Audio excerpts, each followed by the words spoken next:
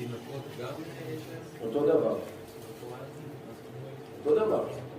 אם אתה משאיר אותו, כאילו אתה לא יכול להתחכם עם התורה. כשהתורה אומרת, לא תחי כל נשמה, לא תחי כל נשמה.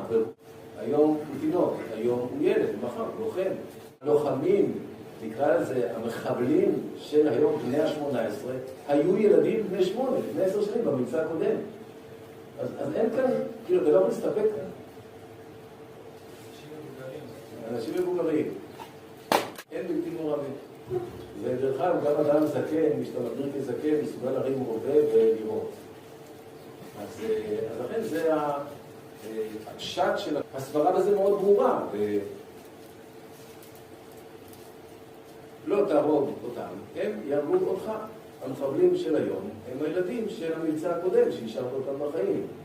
והנשים הם בעצם אלה שיוצרות את המחבלים. מה שאומר